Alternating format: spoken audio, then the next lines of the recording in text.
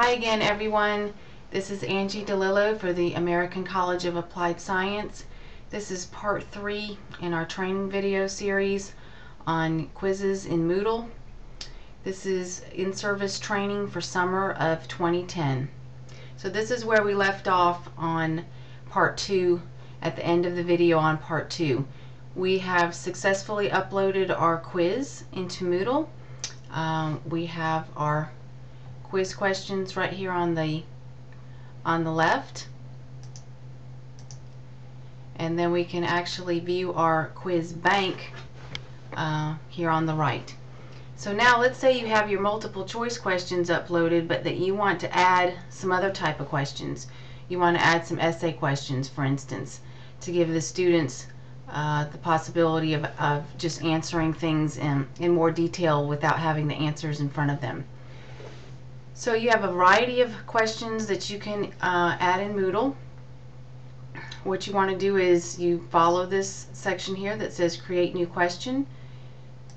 Click the drop down box, and here is your list of questions. So we've already uploaded a bunch of a variety of multiple choice. So we're going to now add an essay question to our quiz. So click essay, and here's your screen. So you always need to have a name of the question, and I would encourage you to make the name something very easy to remember or understand so that you can find it in the future. So I'm just going to type in sample essay question. And then this dialog box is where you actually type in the question.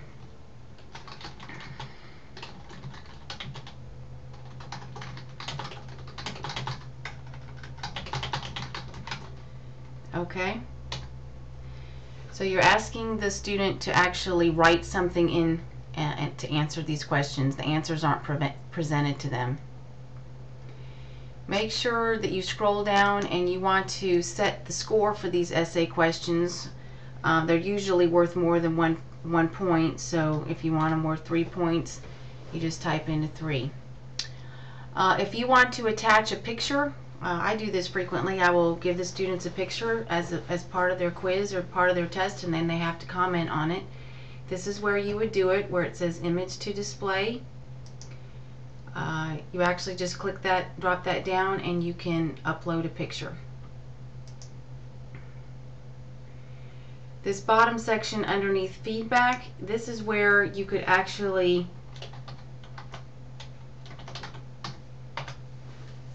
Is that correct? Roy G. Oh, I did it backwards. I'm sorry.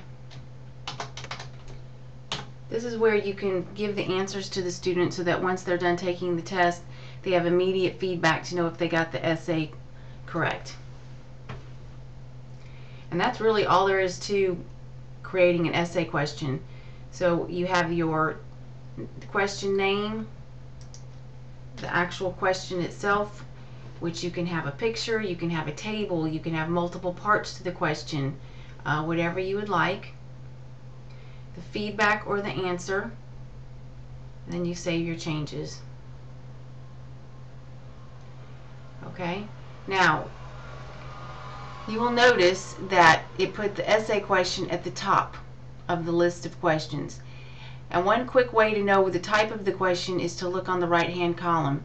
So anytime you see the little dashes and dots, that's indicative of a multiple choice question.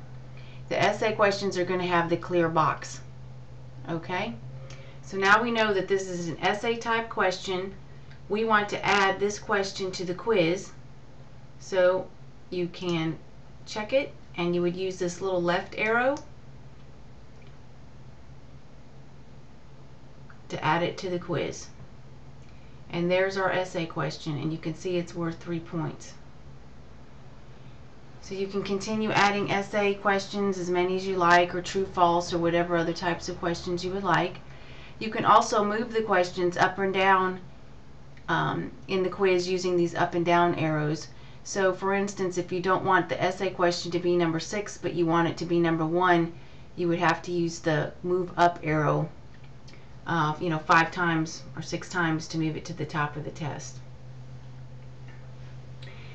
The next type of question that I like to review is one that I use a lot, and I think the students like it. It's something a little bit different. It's a matching type question. So let's click matching.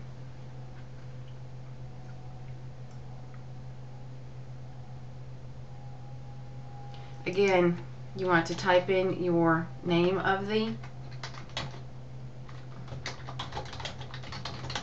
question, and then you want to type in instructions. So you're going to have to let the students know what they're supposed to do. I guess it would help if I knew how to spell.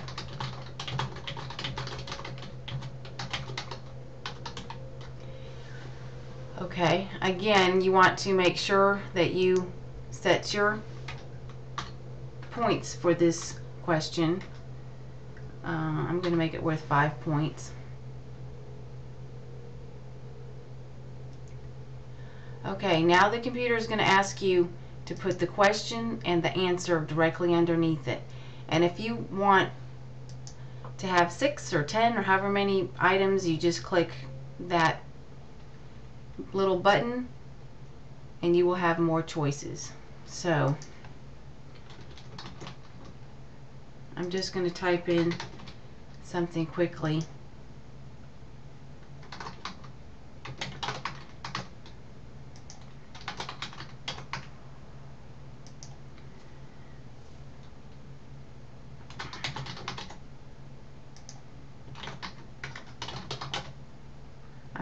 I'm making this up as we're going.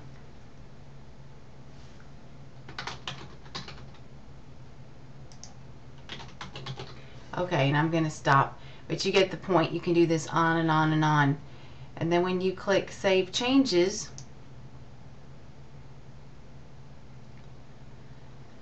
you're going to now see your matching question is in your list of questions. And look how it delineates that this is a matching question.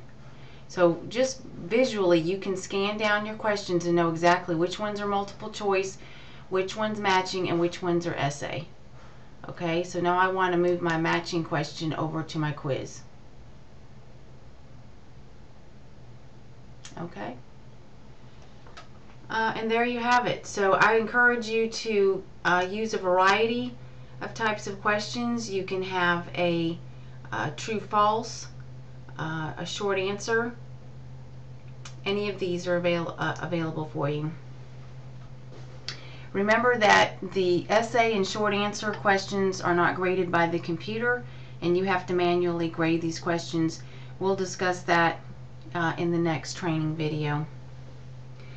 So that concludes part 3 on how to enter additional type questions into the test bank and then actually add them to the quiz.